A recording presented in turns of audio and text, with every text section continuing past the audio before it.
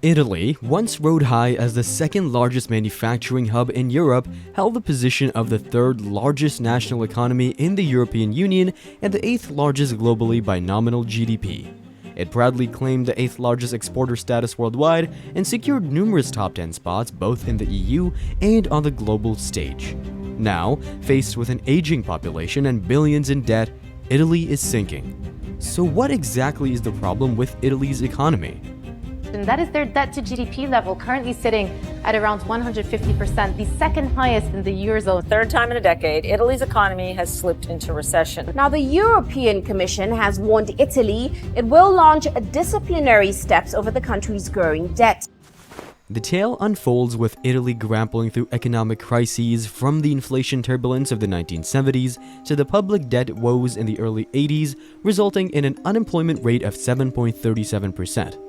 This was followed by currency volatilities in the 90s and the global financial meltdown in 2008. The sovereign debt crisis further intensified the challenges.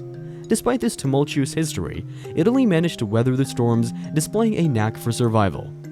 However, the current scenario paints a different picture, as Italy faces an existential crisis that looms not just over its own economy, but casts a shadow on the entire European Union.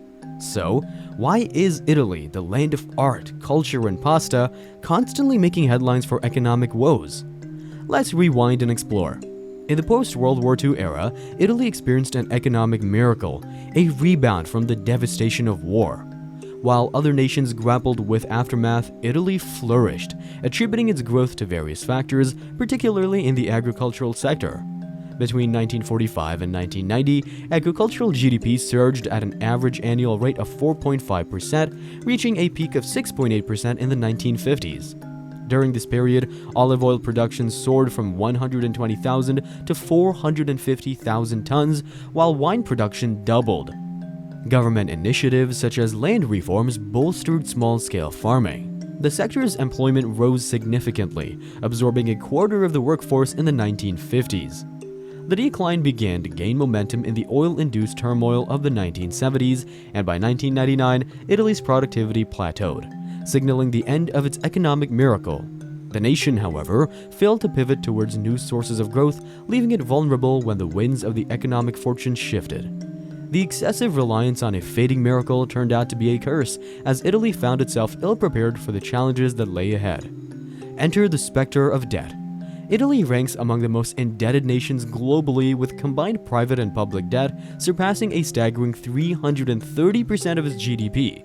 Studies indicate that when the total debt to GDP ratio surpasses 300%, economic growth begins to falter.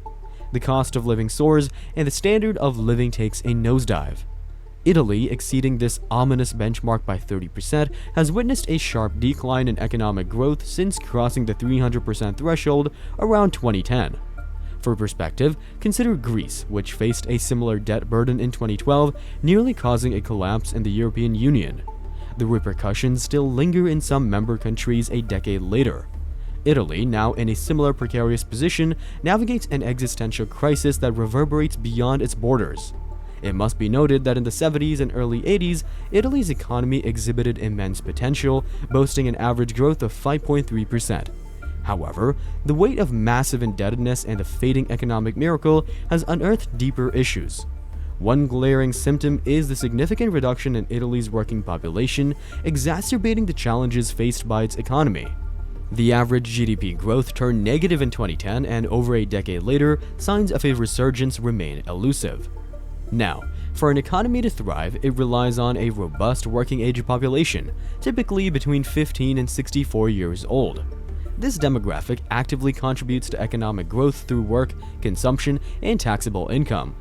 However, Italy faces a critical challenge as its working-age population is dwindling, leading to fewer workers, lower income, and consequently reduced government tax revenue. This wasn't an abrupt occurrence.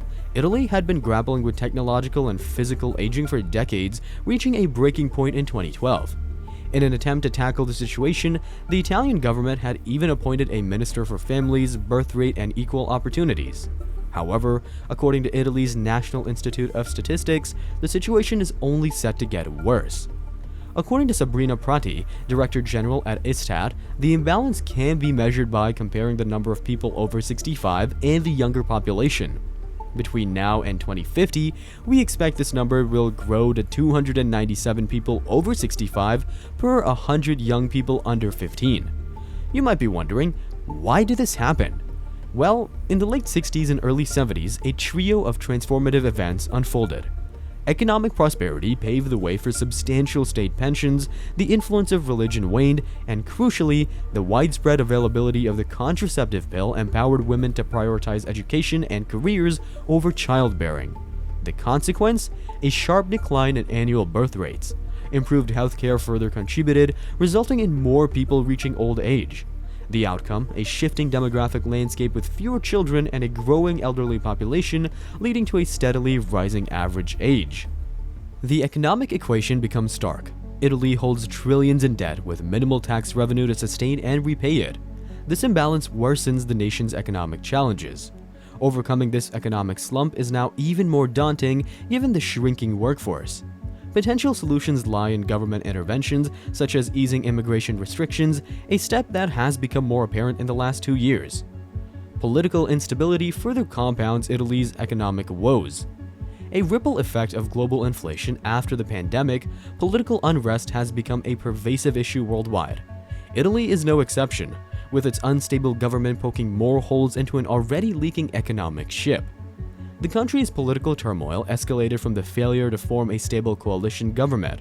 In March 2018, a hung parliament was voted in, but prolonged negotiations and disagreements left Italy in a deep economic and political crisis. Attempts at coalition governments, including the five-star skeptic populist group and pro-establishment lawmakers, proved futile. The political drama continued with a series of prime ministerial resignations, including Giuseppe Conte and eventually Mario Draghi in July 2022. Italy found itself in a leadership vacuum, as Mario Draghi's second resignation, a mere week after the first attempt, left the country without a leader until September 2022. In October 2022, following these general elections, Italy made history by appointing its first female prime minister, Giorgia Meloni, who remains in power as of making of this video. Meloni's economic policies aim to revitalize Italy through a strategic allocation of 21 billion euros in budget adjustments. These funds prioritize assisting industries and families grappling with escalating energy prices. Meloni also introduced measures incentivizing couples to have more children and businesses to hire more women, addressing Italy's demographic challenges of low birth rates and an aging population. Notable policy changes include a 50% increase in the baby bonus for the first year after childbirth, extended benefits for families with over 3 children, and improved conditions for women on extended maternity leave. Meloni's focus on supporting Italian industry amidst the energy crisis and implementing socio-economic initiatives for low-income families underscores her commitment to fostering economic growth and social welfare. These policies represent a departure from previous basic income and pension reform, reflecting a distinct political shift in priorities. Did you know that Italy's economic model heavily relies on family-owned businesses? While the structure had its merits during the economic miracle of the 70s and 80s, Italy is now grappling with its consequences. Family-owned companies in Italy, often smaller and less productive than their European counterparts, struggle to compete globally. According to the European Commission's tracker, a staggering 95% of businesses in Italy employ less than 10 people. Larger enterprises have failed to innovate, resisting modernization due to factors such as family ownership, reluctance to change, difficulty obtaining credit, and poor management capabilities. This lack of efficiency and productivity poses a serious threat, and without intervention, many of these companies may face obsolescence, further exacerbating Italy's economic turmoil. Another critical challenge is Italy's education system, widely considered by citizens as the third most significant issue behind poor business culture and industrial stagnation. The country's highly centralized and unionized education system yields subpar results, with over 70% of 25 to 34-year-old Italians holding a university degree. Italian teenagers lag behind their European peers in science, reading, and maths. The dysfunctionality of the system, worsened by insufficient government funding, results in a high rate of school abandonment. This cycle hampers modernization efforts, stifles productivity, and, consequently, hinders Italy's ability to settle its debt and increase tax revenue. The recurring pattern from the days of the economic miracle to the current challenges is evident. Italy has struggled to restructure its comparative advantage. Instead, it resorts to borrowing to sustain its economy. The pressing question now is how much longer Italy can continue this borrowing trend with one of the highest debt profiles globally. The mix of a poor education system, an unstable government, lagging innovativeness, and an aging population collectively tightens its grip on the economy. For Italy to rejuvenate, a conscious policy revamp is imperative. Strategic investments in crucial areas, particularly infrastructure and education, are vital. This deliberate effort is essential for breaking free from the long-standing challenges and setting the stage for Italy's economic growth. Will the current government be able to handle the pressure? Only time will tell.